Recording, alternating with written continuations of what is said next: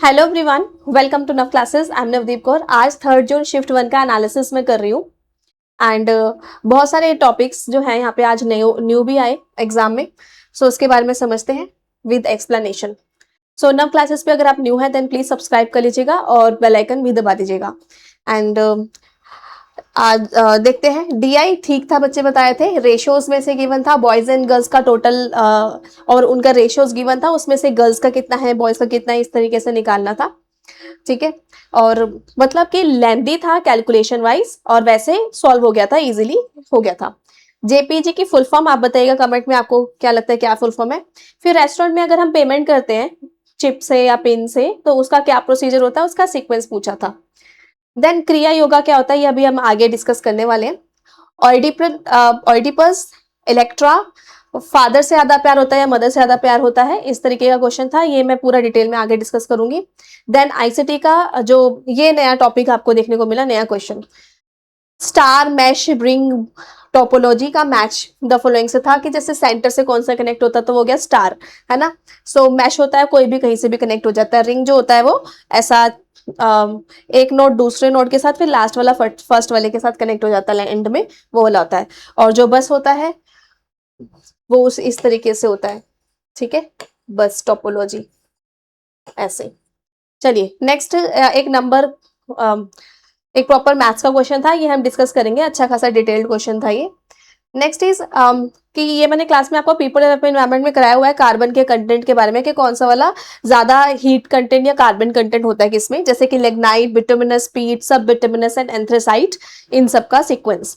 Then OTT होता है over the top, जैसे कि हॉट स्टार, ठीक है, वायोन, ऐसे करके क्वेश्चन पूछा हुआ था।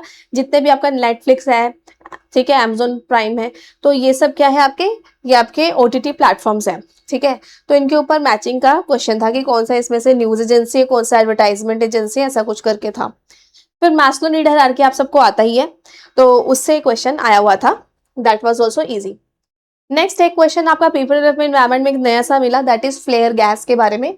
तो गैस फ्लेयरिंग मतलब जब वो जलती है, बर्न होती है नेचुरल गैस, तो वो कैसे फ्लेयर, ऑयल एक्सट्रैक्शन की वजह से एकदम से आग के लपटें उड़ती हैं। ठीक है, तो ये उससे रिलेटेड है। तो the particle has persisted from the beginning of oil production over 160 years ago. तो इससे यूज किया जा रहा है एक तरीके से, gas flaring is burning of the natural gas associated with the oil extraction. जब हम ऑयल को एक्सट्रैक्ट करते हैं और नेचुरल गैस को बर्न करते हैं, उससे रिलेटेड क्वेश्चन था। मैथ्स एक क्वेश्चन ये था, मैथमेटिकल मॉडल ऑफ कम्युनिकेशन किसको कहते हैं। वी हैव डन ऑलरेडी, आप बताइए कमेंट में मैथमेटिकल मॉडल ऑफ कम्युनिकेशन कौन सा है। Shannon Weaver. ज्योमेट्रिक मॉडल पूछता तो वो हेलिक्स होता, स्पाइरल वाला। एक अच्छा क्वेश्चन एक और आया, क्योंकि आप लोग अगर कहीं भी कम्युनिटी प्रेयर्स करते होंगे तो आपको ये आता होगा। वंदे मातरम के लिरिक्स को सीक्वेंस में लगाना था। वंदे मातरम, इसके लिरिक्स को सीक्वेंस में लगाना था। मैंने बच्चों से पूछा, वो कह रहे कि इजीली हो गया था, उनको आते थे of course. Next is steps of inductive reasoning. Inductive reasoning के क्वेश्चन थे। देन उसका स्टेप्स था, कंप्यूटर सिस्टम में कौन सी लैंग्वेज सपोर्ट करता है। तो एक्चुअली आपको पता ही है कि बाइनरी सपोर्ट करता है, बाकी ऑप्शंस में कौन से थे वो आप देखना, machine language, binary language. Next is RC, बहुत इजी लगी है एज कम्पेयर टू सारे प्रीवियस ईयर्स। स्टूडेंट कहते हैं कि ये बहुत ही ज्यादा आसान थी आज वाली आरसी। हायर एजुकेशन भी ठीक था। ओवरऑल क्वेश्चन पेपर आप कह सकते हो इजी टू मॉडरेट, टफ तो नहीं था, ये बच्चों ने क्लियरली बोला। पेपर 1 अच्छा हो गया, पेपर 2 थोड़ा मॉडरेट सा उनको लगा। नाउ ये स्टूडेंट ने अपना लिख के मुझे दिया था, तो मैंने एक्चुअली इसमें से सब कुछ इंक्लूड कर ही दिया है। तो आइए, एक क्वेश्चन आया था आज मैथमेटिकल रीजनिंग का। देखो डिटेल में समझाती हूँ। ए बी सी नंबर है कि इस तरीके से कि अगर हम उनको 8 से डिवाइड करेंगे, ठीक है, तो उनका रिमाइंडर बचेगा 5, 7 और 9। सिंपल सी बात है, एक सिंपल सी कहानी ये है कि ये जो रिमाइंडर बचता है, जस्ट फॉर एग्जांपल 5 है ना, और नंबर है ए, और वो अच्छा जो भी नंबर है ए, उसको हम 8 से डिवाइड कर रहे हैं, ठीक है, तो ऐसा होता है, ये ए है। तो गाइस इसका मतलब कि ये नंबर है कितना, ये ए नंबर होगा, 8 से डिवाइड हो रहा है, किसी भी के कांस्टेंट किसी भी रेशो पे कट रहा होगा ना, तभी तो ये आया ना।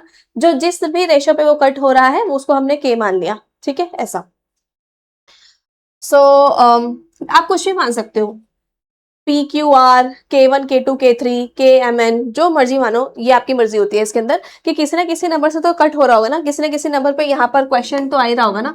तो ये क्वेश्चन की जगह मैंने एक्चुअली K एज्यूम कर लिया कि ये कितने पे तो जा रहा होगा।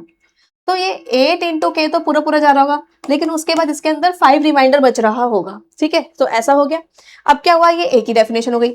अभी बी का उसने बोला है जैसे कि 8 रिमाइंडर ही बचता है, लेकिन किसी ना किसी नंबर से तो कट हो रहा होगा, तो उसको मैंने एम एज्यूम कर लिया। फिर रिमाइंडर बच रहा है 7, और ऐसे ही सी का एन एज्यूम कर लिया और उसका रिमाइंडर बच रहा है 9।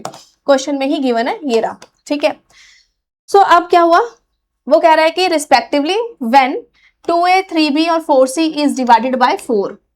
अब अगर हमें ये भी बता रखा है कि इसकी जगह पे अगर हमने 2a 3b और 4c को डिवाइड किया, यानी कि इसके आगे 2, इसके आगे 3 और इसके आगे 4c को डिवाइड किया, तो एक रिमाइंडर बचता है, वो है, अच्छा इसको डिवाइड किया उसने 4 से 4 से, ठीक है ऐसा। चलो, तो अब इसको देखते हैं कि इसको कैसे लिखेंगे। इसको ऐसे लिख सकते हैं कि a की जगह 2a 3b 4c, ठीक है, ये तो लिख दिया।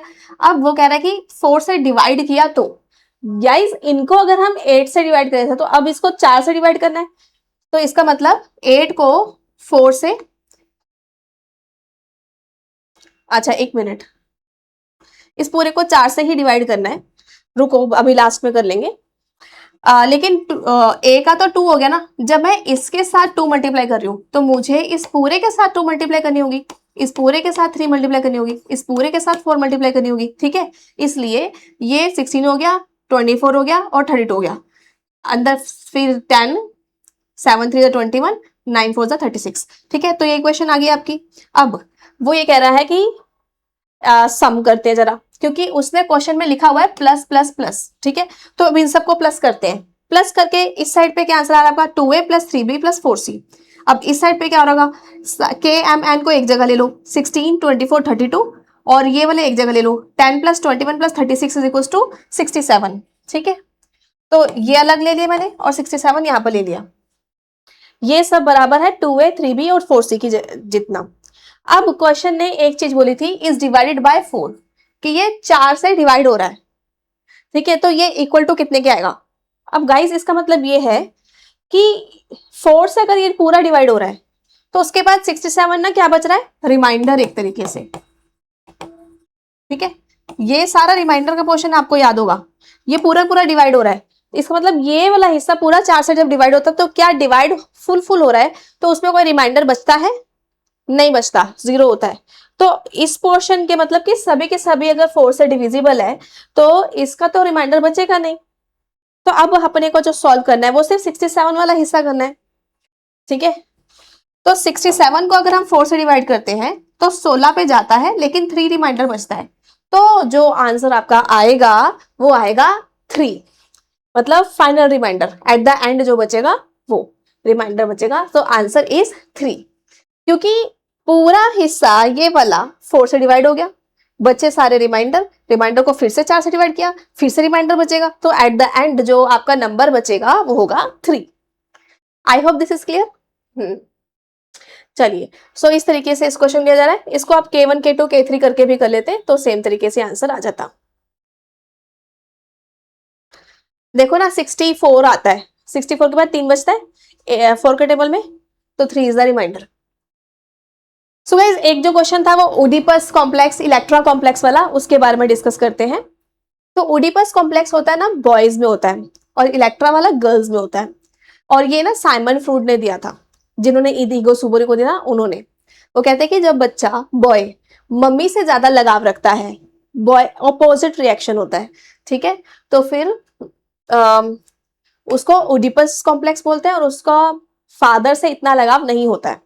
जबकि इलेक्ट्रा में क्या होता है, more love for the father girls का होता है, और मदर से वो राइवल होता है, मदर से उसका उतना प्यार नहीं होता, लगाव नहीं होता। तो ये बात है।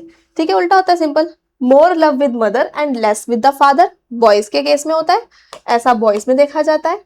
और more love with father and less with the mother, ये गर्ल्स के साथ देखा जाता है। ठीक है, तो मेमोरी ट्रिक यही है, ओडिपस बॉय का मदर के साथ, ठीक है, ओडिपस ओ मॉम करके, एंड इलेक्ट्रा गर्ल का फादर के साथ, specially love for the father. ठीक है, सो गर्ल्स का हो गया।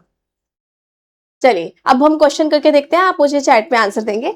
सो a boy shows greater affection toward the mother, ये क्या है? And next question is girls shows greater attachment with the father and rival with the या less with the mother.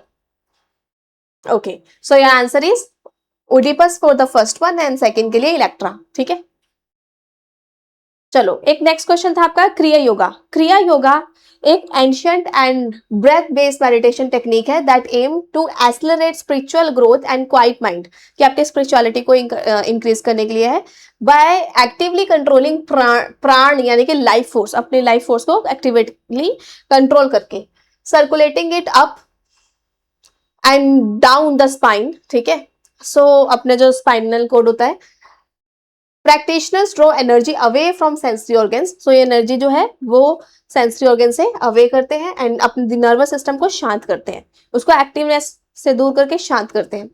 So awakening higher state of the consciousness, इससे consciousness की सबसे उच्च state awake हो जाती है, जागरूक हो जाती है। ठीक है, हाँ जी।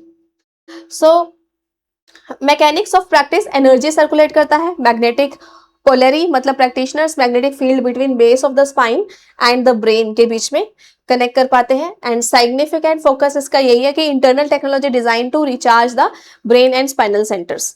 ठीक है, सो इंटरनल एनर्जी एक तरीके से यूज होती है इसमें। और इसका हम हिस्टोरिकल लिंकेज देख लेते हैं कि ये प्राणायाम योगानंद के द्वारा ग्लोबली इसको पॉपुलराइज किया गया था। ऑटोबायोग्राफी ऑफ योगी करके इन्होंने बुक भी लिखी थी, सेमिनल बुक।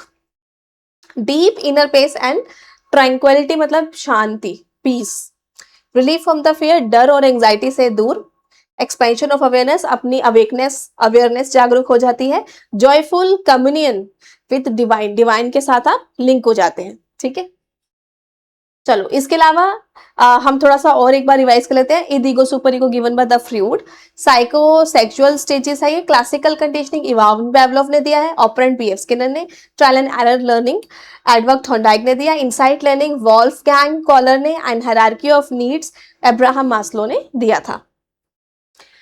ठीक है, और बाकी दूसरे स्टूडेंट्स का भी मेरे को रिप्लाई आया, तो आस्था मिश्रा ने और जस्सी ने, जसप्रीत कौर ने मेरे को बताया। सो थैंक्स टू दो स्टूडेंट्स ऑल्सो। आप लोग भी जैसे आपका एग्जाम हो मुझे जरूर से कॉल करके बताइएगा कि कैसा हुआ।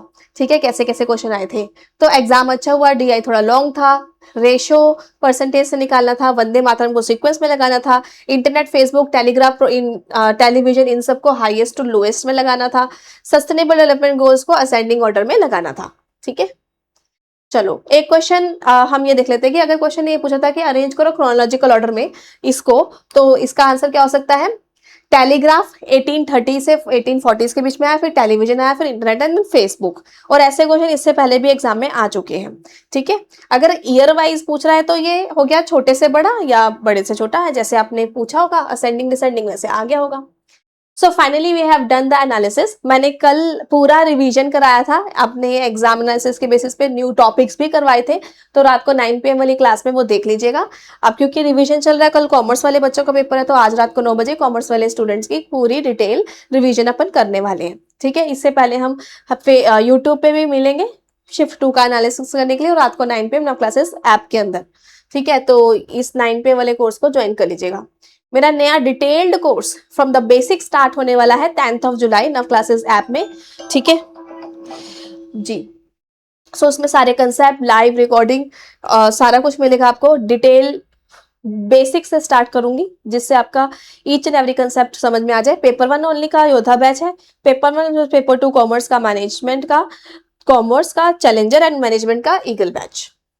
तो अभी भी आप फ्री वाले टैब पे क्लिक करके स्टोर वाले टैब में जाएंगे तो आप फ्री ट्रायल को 1 डे के लिए अनलॉक कर सकते हैं। सो गाइस मेरी बुक्स भी आती हैं, पेपर 1 की कंसेप्ट बुक, ये सारी चीजें मेरी कंसेप्ट बुक में भी गिवन है, आपको पता ही है पेड क्लास का कंटेंट। क्वेश्चन बैंक कॉमर्स की कंसेप्ट बुक जल्दी ही नई वाली रिलीज होगी, ठीक है, जुलाई में। और question bank of commerce is available and management की concept plus question bank available है, तो आप इस नंबर पे कॉल करके भी पूछ सकते हो। So all the very best for your all India rank 1 like the students. ठीक है, मेरी शुभकामनाएं हैं कि आपका नंबर यहाँ पर जरूर जल्दी जल्दी आए। So dream believe act and achieve, सपने देखो भरोसा करो एक्ट करो, यू विल अचीव इट, अपने आप को प्रूव करके दिखाना है, ठीक है। So love JRF, JRF is mine. मिलते हैं अपकमिंग नेक्स्ट क्लास में। Thank you.